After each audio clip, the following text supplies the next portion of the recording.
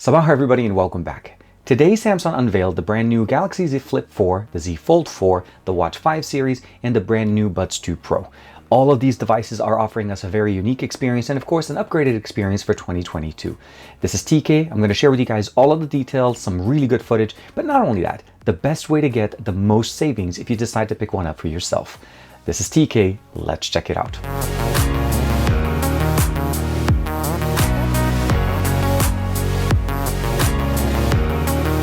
Like and subscribe and make sure you hit that bell icon so that you're always notified to whenever we have new videos on the channel, and make sure to check out that join button right under the video. So the first thing we're going to start off obviously is the Z Fold 4. The Z Fold 4 is going to be an updated edition for 2022, aesthetically for the most part looking very similar to what we saw last year with the Z Fold 3. But when we start looking into the internals, that's where the story changes a little bit. Now one thing I'm very happy about is the fact that they decided to go with the 8 Plus Gen 1 processor that provides us not only more power than, well, more performance than what we got with the 8 Gen 1, but also less power consumption, making it less likely to overheat as some of the other devices we've seen before.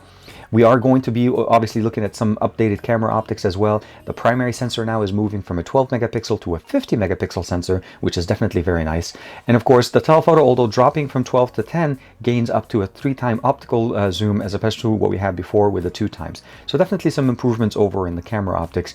Now, the under display camera is still technically a 4 megapixel camera, but it is definitely much better implemented. I still recommend you using the main sensor on the back now that we have a 50 megapixel to take some of your best selfies and of course video on this device. The next thing obviously we're looking at over here essentially is that the overall dimensions of the actual device as well as the weight dropped a little bit, so it's a little bit lighter, a little bit thinner, and of course we still are looking at an IP8X with Gorilla Glass Viscous Plus on this device. So it gives us the ability of basically just getting some of the best experiences on this device. And again, overall aesthetics and colors and everything in combinations will definitely give you guys more information below. So from what it seems like essentially is that the Galaxy Z Fold 4 has a minor spec bump over the Z Fold 3 from 2021, but the biggest thing obviously is if you're coming from a first generation or a second generation, this is going to be a much better improvement. Now, personally, from using an 8 Gen 1 and using an 888 and the 8 Plus Gen 1, I will say that this technically has the better combination of processor and performance because you're not only getting the latest SoC, but you're also getting the latest, more powerful SoC for 2022, but that also doesn't take as much power as the first generation that we got earlier in the year. So performance-wise, I feel like this is a much better solution for 2022, and I'm glad they went with the Plus edition as opposed to going with the earlier generation that we had. Now, of course, we're going to switch over to the Z Flip 4. Now, this one obviously got some upgrades from last year, as well as obviously some optimizations into the hardware that we got there. Now, namely, the overall refresh rate that we have on this display now is actually adaptive up to 1 Hz all the way to 120. So something that we saw last year, that we saw more on the Z Fold 4, now it's coming over here.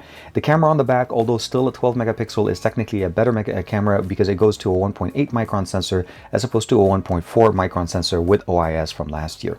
Now, they continue the generational here, so we do definitely get the 8 Plus Gen 1, and that's going to be the much better performer and of course less heat generating. So from what we saw last year, this is definitely going to be an improvement. The other thing obviously is we also have an additional storage capacity now up to 512 gigabytes, which is something that they didn't have before. And that's the other thing. And as well as the actual Z Fold 4, you now have the ability of going up to 1 terabyte, but apparently only available through Samsung's site.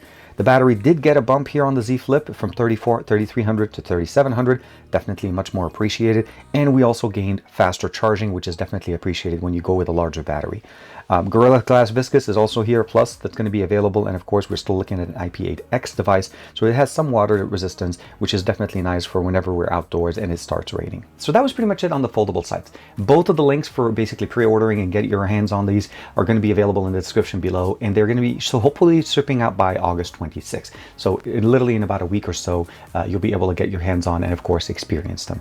If you decide to go with the Z Flip, it definitely is a little bit better. It's about $950 this time as opposed to $1,000. So the price dropped a little bit. And of course, the Z Fold 4 seems to be basically consistently carrying the price from last year, although they do have some really nice incentives for trade-ins. So remember, Samsung does this every year. They give you the best bang for the buck on any time you're trading in anything into their system. Specifically, if you're coming from a Fold, like the Fold 2 can give you up to $1,000 trade-in credit. Again, keep in mind, this is going to be dependent on when you're clicking the link and when you're checking it out, but make sure to check out those links in the description. So next, we're going to talk about the Buds 2 Pro. This is the latest edition of Samsung true wireless solution with 24-bit processing and of course a new design, bigger battery, and of course updated specs for 2022. Now, Now, when we're talking about updated specs, we're overall looking at better performance with the voice detection, of course, the ability of switching between ANC and ambient mode whenever you hear his voice. The battery on this is actually the same as what we saw last year when it comes to the Buds, but the case itself did go up to about 500 milliampere. The performance as well, we're getting up to about 29 hours with ANC off and about 18 hours of total usage, basically with ANC on, which is still pretty comparable and should cover you for quite an extended amount of time. The other thing that we're also looking here, the best benefit is we're now able to actually benefit from Bluetooth LE. So Bluetooth 5.3 with Bluetooth LE, that is part of what Qualcomm has been putting out for quite some time as far as providing us better audio performance. Now we're able to benefit from it on top of the fact that it goes up to 24-bit. And of course, we're also getting some of those spatial experiences as well and IPX rating on this. Now, of course, I know you guys want to talk about the watch. I love my Galaxy Watch 4. This one is the LTE model. Now, they didn't announce any LTE models, or they're not available yet on their site, but the two models that we have in here, obviously the Galaxy Watch 5 and the Galaxy Watch 5 Pro. No longer called Classic, but they definitely are giving us some of the Pro features in that model. And what we're looking at here essentially is a couple of models. Essentially, the 5 and the 5 Pro are going to be the two main options available, ranging from $228 all the way up to $351, depending on the model that you go. Again, no LTE announced, but overall storage and RAM configurations are pretty much the same. The display diameter overall is still the same. We have new materials. We have sapphire crystal and sapphire crystal for both the Pro and the non-Pro, and we also now have a titanium build finish for the Pro, which is definitely very nice. Now, the battery did go from 361 milliampere to about 590 milliampere on the Pro side, and up to 410 on the non-Pro model, which is definitely nice. And of course, we have faster charging, Bluetooth 5.2 for better connectivity to our device. But the overall aesthetic is going to be based on your personal choice of what you like. And that means essentially, if you decide to go with the 5 or the 5 Pro, it's going to really look great as a companion to your smartphone. But the biggest thing obviously is that we're still running Wear OS 3. So you're going to get the benefits of the Google Play Store. You're going to get the benefits of running all the applications that you want. And of course, the fast processing that we get directly here on these devices. They definitely look great. They function great. I'm hoping to be able to get my hands on the watch soon. Now, this one obviously is last year. We still have the spinning, the digital crown here. Not the crown, but essentially the spinning dial that gives us the ability of going around. And it seems like they've decided to go over back to the software side on the 5 series. But again, at the end of the day, I hope that I provided you guys with some options. Again, links for everything that I'm mentioning are in the description below to be able to get the best deals.